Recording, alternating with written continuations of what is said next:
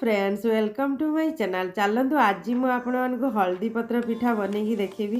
चलतु देखीदे मुझे करची मो स्टाइल आपण तो बहुत प्रकार खाई दिए। चलतु मुझे बनई देखीदे। देखु हल्दी पत्र पिठा बहुत बढ़िया लगे, टेस्टी लगे, बहुत सॉफ्ट। ये देखो बीरी मुझे नहीं आधा किलो 500 ग्राम नहीं बीरी मुझे बतरे देती। देखु बीरी को भल भाव बतरे ये ग्राइंडर जार नहीं गली बाटियापाई फुल करके नहीं ना टिके छाड़देवे। जो देखो बीरी बतरे थी धोईदेवे भल भाव नहीं ग्राइंडिंग जार ग्राइंडिंग करदे। देखो मुझे सांगरे चाउल बतरे नहीं मु अलग टाइप रे टिके बनाऊँगी। देखो 500 ग्राम बीरी रे आप गोटे किलो रवा इडली नेबे।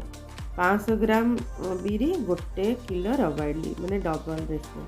सुजी रे गोटे किलो चाउल सुजी एटा मिले रवा इडली कहती चाउल सुजी। यहाँ देखो एमती पूरा छोट छोट दाना यहाँ मिले। यहाँ बहुत सॉफ्ट हुए, इजी हुए। मत एमती ही बनाए चाउल भी बनई पारि। मुझे बनाऊली फास्ट आबे मुझा मत इजी लगुच आ नरम भी हो सॉफ्ट हो। इडली भी बनई पारि एमती बतरे खाली बीरी को बाटिकी रखी थे तो एमती भी बनई पारे। यहाँ देखो चाउल पानी ढालिक मुझे धोई देती टिके बसईदेवे उपरे उपरे टे भासी आसो से टे 2-3 थर धोईदेवे टिके से धानर जो चोपा भाया टे बाहर करदे घोड़ेदेवे। ये देखो मुझे बीरी बाटी सारी बीरी देखो प्लेन करके बाटीदेवे।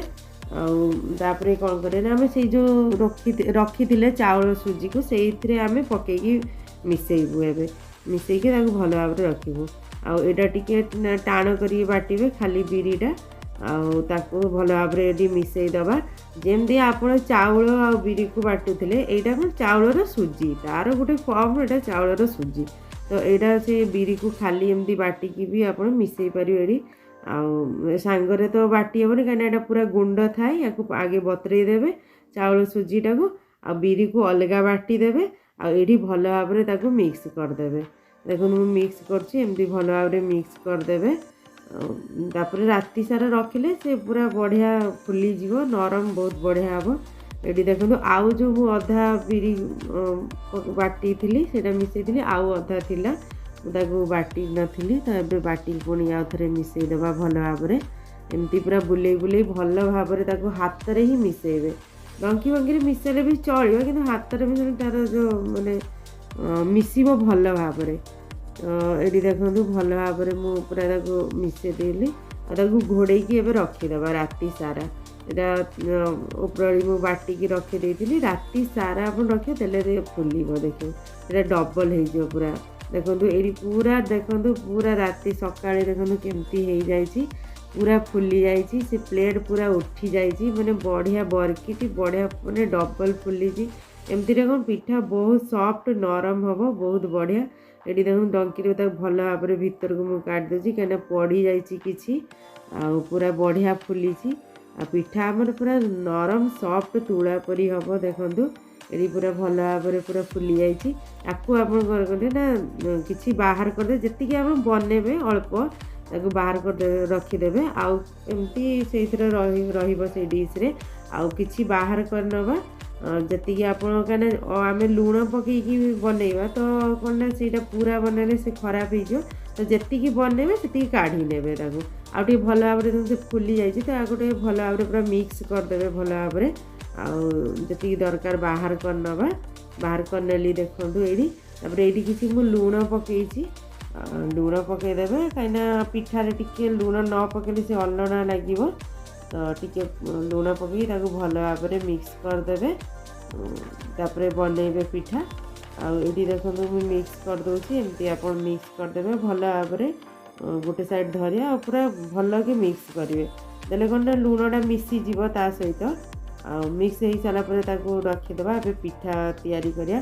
देखो पिठापी तो हल्दी पत्र पिठापी तो हल्दी पत्र दरकार तो हल्दी पत्र मुझे धोईकी काटिकी रखीदी आ पूरा देखो मुझे बन देती यहाँ मुझे सुट करनी कहीं नड़िया आ गुड़ में बनी आप चाहिए चीनी रे बनई पारे किसी ड्राई फ्रुट्स पकई पारे। मु खाली इलायची जो अलैच आ गोलमरीच पकई छेना भी आप पकई करें मुझे पकईनी खाली नड़िया गुड़ पकई कर कहीं गुड़ हेल्दी हुए आ व्हाइट रे टे गुड़ रही लाल लाल देखा तो से बन चीनी रे बनइबारे तार टेस्ट अलग गुड़टा कौन हेल्दी से बना जाए आ भल भी देखा जाए गुड़ पूरा भरी भरी की पूरा देवे भल कि पूरा देवे देले कौन पिठाटा भल लगे टेस्ट लगे मीठा भी लगे आपको जमती इच्छा आप चाहिए चीनी पकई करें आप चाहिए छेना पकई करें तो आपंकर जमती इच्छा सेमती बने देखो एमती पिठारे रखिए पूरा तापर ताको बंद करदे दीटा पत्र को चापीदेवे तापर देखो मुझे तो स्टीमर नहीं कौन कर इडली जो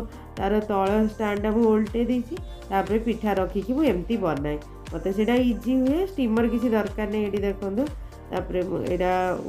तापर पिठा रखीदेवे एमती कौन तल स्टाण्ड टे जगटा टे फाँका टे अधिका मिल तो ये सब पत्र बेंचे रखीदेवे जी धरब एकाथरे तापर ताकू कौन करना घोड़े देवे मुझे इंडक्शन बन कहीं स्टील टाइड इंडक्शन बसी पार आराम से तो मुझे स्टील टार ही बनई इंडक्शन जल्दी भी हम देखो कहीं इंडक्शन टी जल्दी माने जोर हीटर गरम हो जाए टी हीटा तार अधिका हुए तो गरम हो जाए तो जल्दी से पानी फुटिले कौन जल्दी गैस टे टाइम लगे तो मुझे ये बसई आ स्टीलटा बोली बस पार ये देखो पूरा धुआं बाहर पिठा आमर स्टीम होची जदि चाहिए सेमती हल्दी पत्र कलर थी ग्रीनटा काढ़ी पारे कि मोर टे कलर चेंज हेल्ले कौन ना भल कि स्टीम हो जाए मुझे 20-25 मिनट रखी 15-20 मिनट हेल्ले देखो पत्र कलर टे चेंज हो आसी तो ग्रीन रू टे सीझी आई पत्र देखा तो देखो ये काढ़ी देखा आमर स्टीम हो आसला पूरा बढ़िया पिठा नरम सॉफ्ट मैंने तुला परी पूरा एमती थे बन खातु तो तापर आप जापर केमती लगुच जब भल लगे तो मो चैनल को लाइक शेयर सब्सक्राइब करने जमा भूलें मत कमेंट सेक्शन में जानवे देखो पत्र काढ़ी देखते केते सॉफ्ट नरम पूरा पिठा हो जाए बहुत सॉफ्ट हुए बहुत नरम हुए ठंडा टे समय छाड़देवे आ सब पिठा आम बाहर करदे धीरे धीरे ये देखो केते बढ़िया देखा सॉफ्ट नरम पूरा खायापी पूरा बहुत बढ़िया लगे या सहित टिके तरकारी टिके खीरी नाले गईठा पिठा टे करदे सब तो खीरी बनाई मो पिलांकर डिमांड थिला टिके ए पिठाटा भल पाती तो पिठा करदे काबुली बुट काबुली चना जो सेटा तरकारी करची आपको जेमती इच्छा जोटा जो तरकारी आप भल लगे सेमती बनई खाँतु खाली पिठा भी बहुत बढ़िया लगे मत मुझे एमती बनई खाए सब देखो यहाँ पूरा केते सुंदर।